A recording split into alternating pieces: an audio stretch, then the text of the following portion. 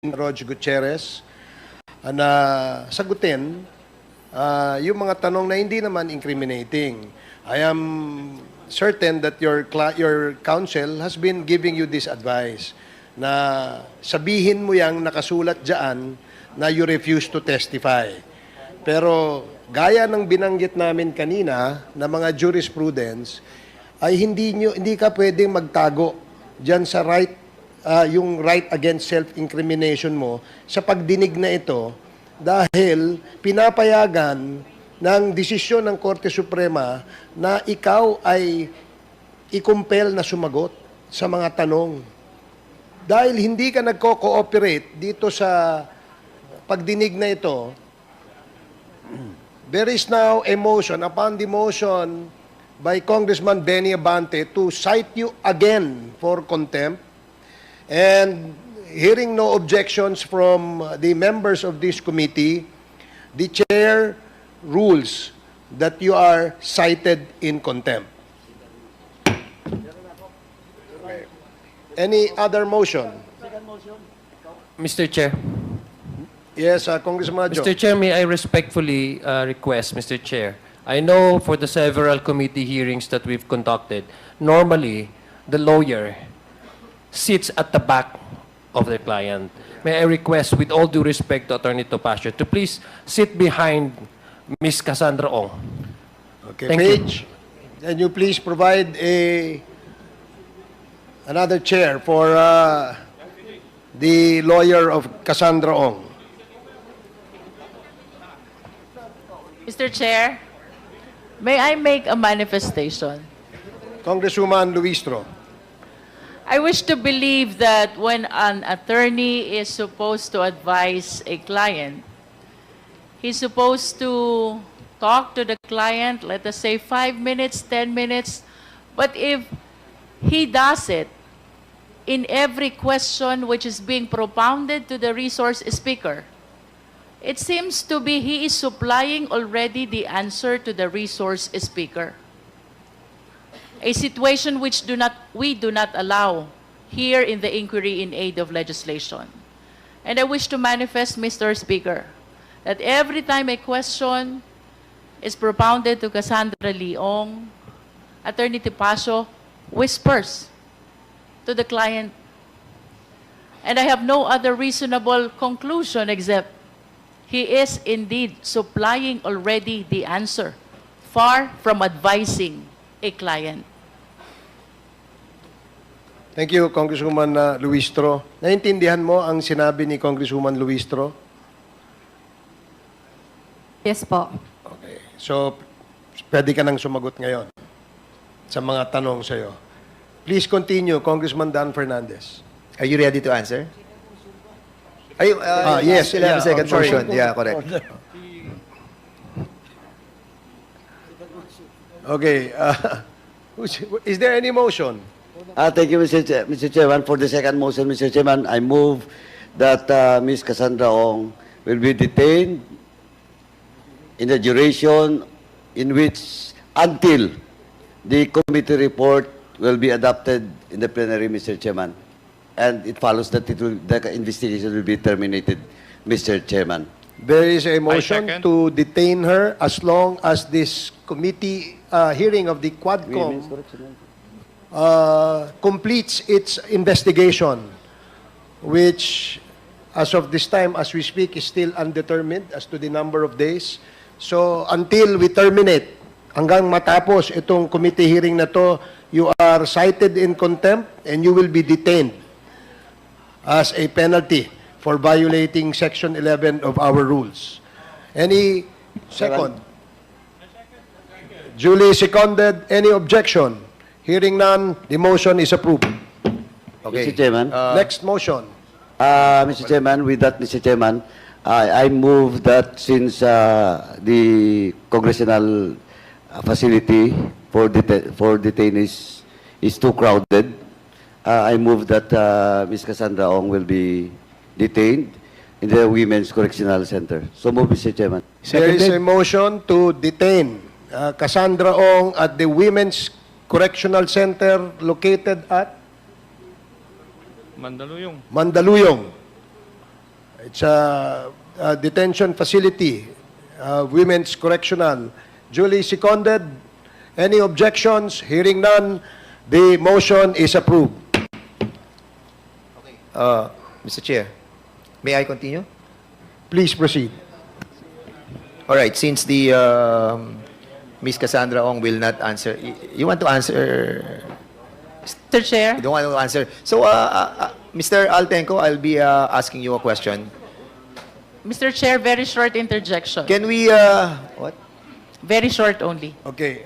With the indulgence of Congressman Dan Fernandez, this is related to the About Cassandra Ong. Okay, this is related to the contempt. Yes, Mr. Okay. Chair. Please proceed. It is apparent to me that Ms. Cassandra Ong is turning emotional upon hearing the detention in the Women's Correctional in Mandaluyong. And you should really worry about that because the facility is entirely different from the detention that you are experiencing here in Congress. I wish to ask, Mr. Chair, if Ms. Cassandra Ong is willing to avail of the executive session to give us the chance to reconsider the earlier contempt order, Mr. Chair. Okay. Thank you, Congresswoman Luistro.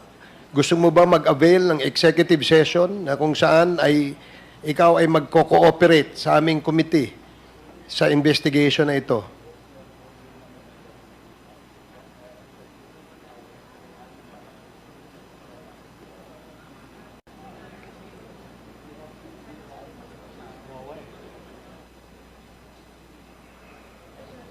Kasi baka you want to say something sa executive session, ibig sabihin, kami-kami lang.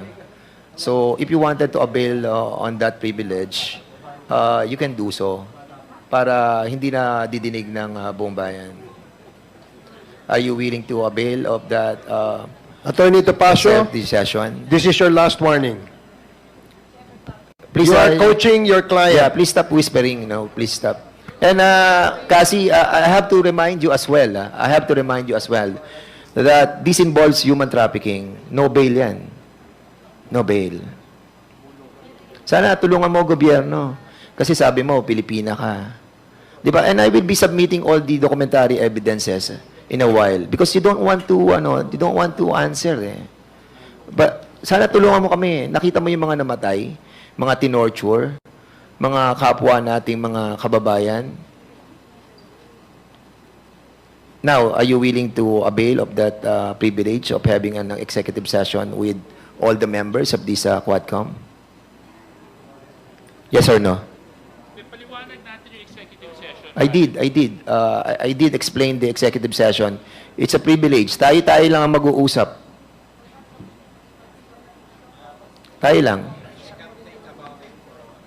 It's about, Kasi, ganito ka simple. Kasi, listen, please. Stop whispering to her.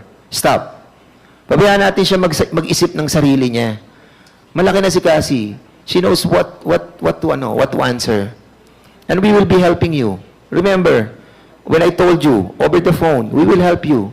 Just cooperate. Be truthful. Be honest. You are a Pilipina. Di ba? Maaring hindi ikaw may kasalanan. Katulad ng tinext mo sa akin, ayaw mong maipit sa mga nag-uumpog ang malalaking batong yan. You tell us. Samahan mo kami. Tandaan mo, lahat ng mga tao nakapaligid sa'yo, merong mga sariling interest yan. You think about yourself, you think about your own interest. Yung mga nakapaligid sa'yo, may sariling interest.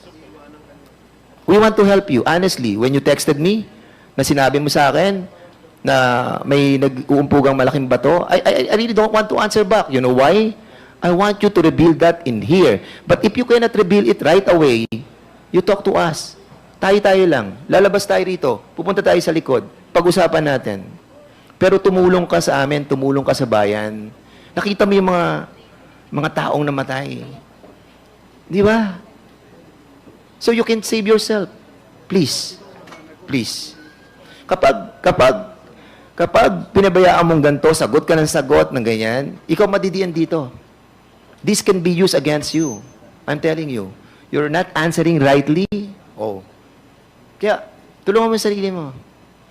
If you want to avail an executive session without anybody behind you or or surrounds you. Tayo lang, kami lang. You want? Pwede pong pag-isipan. Sige.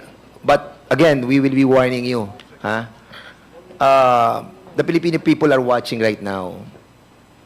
And your answer to them is not acceptable. Maraming namatay. Maraming buhay na nawala ng trabaho. You can still save yourself. I'm telling you. Mr. Chairman, for the meantime, let's give her a chance to think about it. And ako, honestly, I will help you. Kasi when we talk over the phone, sincerely, I know that you wanted to avail of that help. And we will, Cassie, we will help you. Mr. Chair, Mr. Chairman, before, siguro, let's give her a chance. Bigyan muna natin siya ng 2 minutes. Mag-isip lang siya. Sige. Pero, please, Cassie, if you are about to think it over yourself, ikaw lang, huwag ka na magsama ng mga tao sa paligid mo. I'm telling you, their own interest is their priority, not yours. Can we ask Altenco? Yes, before that, there's a short interjection Yes. by Congressman Abante. And please, let this be the last interjection so that we can complete the Yes. interpellation of a member who has listed his name in the list of interpellators. Thank you, Congressman Cassandra, Abante. Cassandra, pwede bang makinig ka lamang, no? I am willing to withdraw my motion or I will ask the chair to withdraw this ruling kung willing ka na. Pag makinig ka kay Congressman Dan Fernandez, ginagawa mo ito hindi para sa amin, kundi para sa mamamayang Pilipino. Please, tumabayag ka na sa executive session. Please.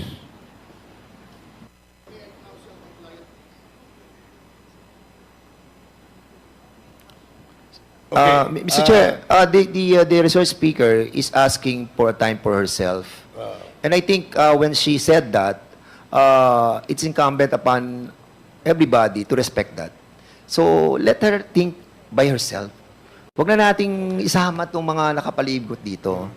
Nako-confuse yung bata eh. She's still so young. 24 years old. Di ba? Accepting so many... Cassandra, we wanted to help you. Really. Honestly. Sir, can we proceed? Please proceed. Don't allow Cassandra na malapitan po ng ano. I mean, bigyan po natin ng pagkakataon yung sinabi niya na she wanted to think about it herself. Okay? Can you, yung picture number 1, pakikita lang po natin. Pick 1, pakita lang natin. Cassandra, yan. I want to show you, para at least alam mo rin, Cassandra, that we have all the documents pertaining to the Whirlwind Corporation and the Lucky South 99. From 2022 up to present, executive assistant ka ng Whirlwind Corporation, and this was submitted sa PAGCOR. 2019, Lucky South 99, consultant ka na. 2023, nasa Lucky South 99 ka, outsourcing as authorized representative. And meron kang tinatawag ng 2021 up to present, yung Cape Forest. And this Cape Forest is very crucial to, Cassie. So we will be asking you sana din mamaya about this. But next picture. Pakita po natin yung picture ng PIC 11. So sa PIC 11 po, picture 11.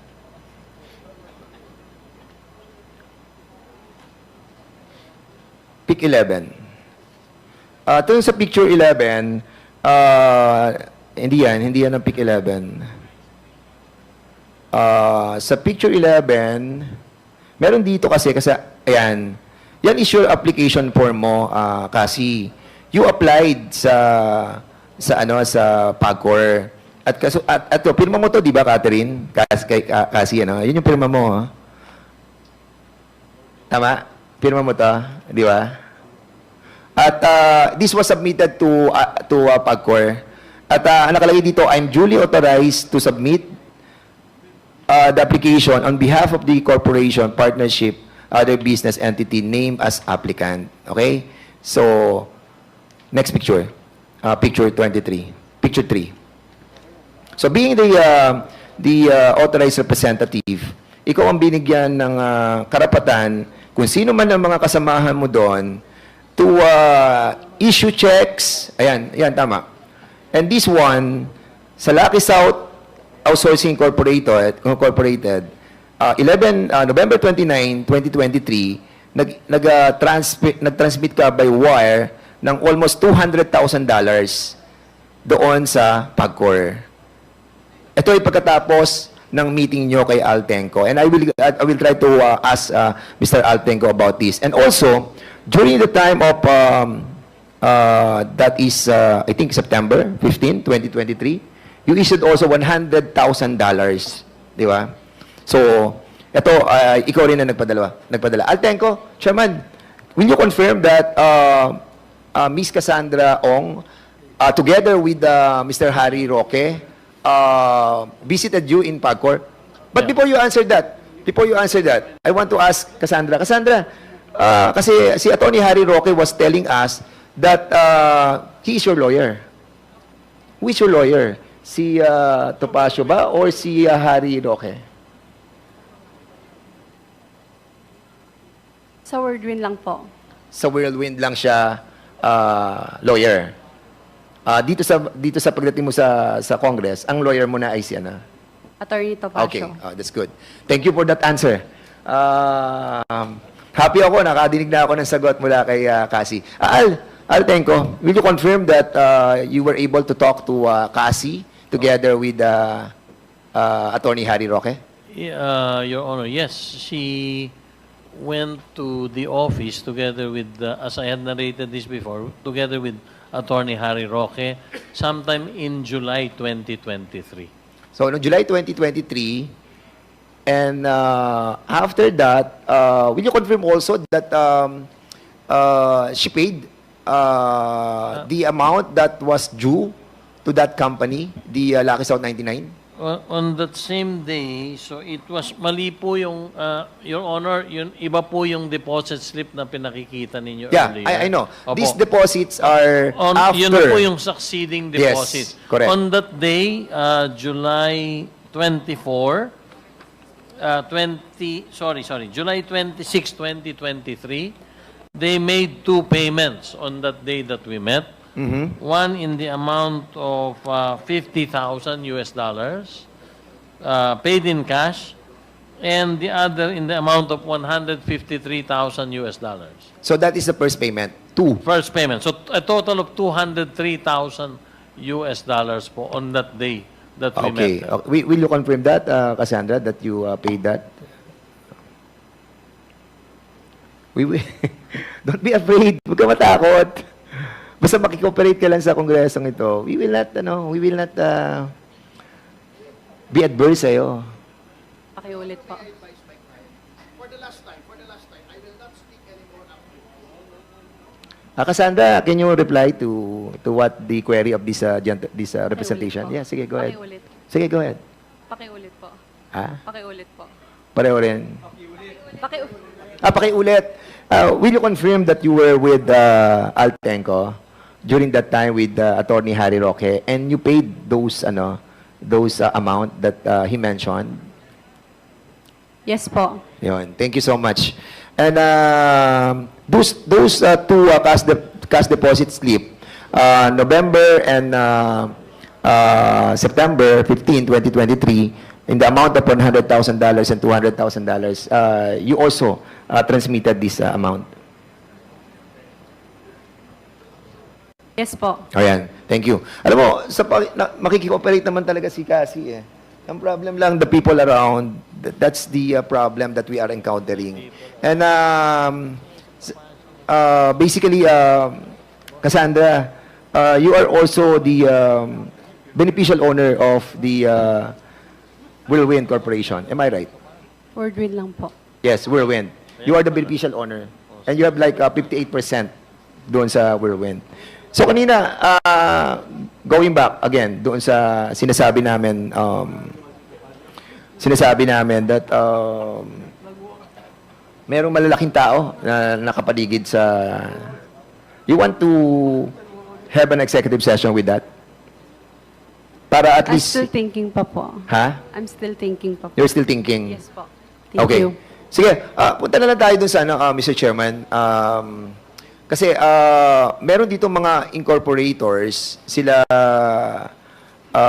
yung bagong mga directors, mga opisyales ng Lucky South 99 Outsourcing. We were not able to ask them in the last hearing. Andiyan sila Julian Linsangan, sila Chan, and sila Ong.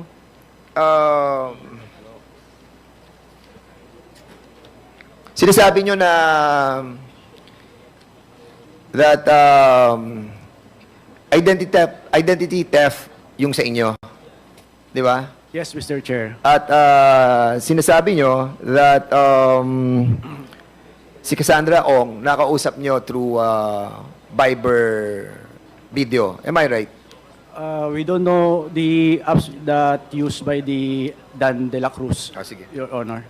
Sige. Well, the chairman have whispered sa akin that I have to wrap up. But this is very important, no? Yung sa tatlong iyon. Kasi yung tatlo bang yun, kilala mo, yung tatlong incorporators na yan? Can you kindly stand up, Julian?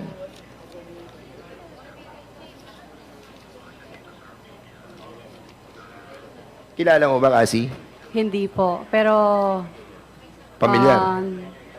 Naka-video call ko yata. Naka-video call mo sila? I think one time through Dan. And you were trying to tell us, no, you can sit down. Julian, ano kaya? Legal researcher ka pala, no? Yes, Your Honor. Legal officer ka rin ng Mighty Corporation.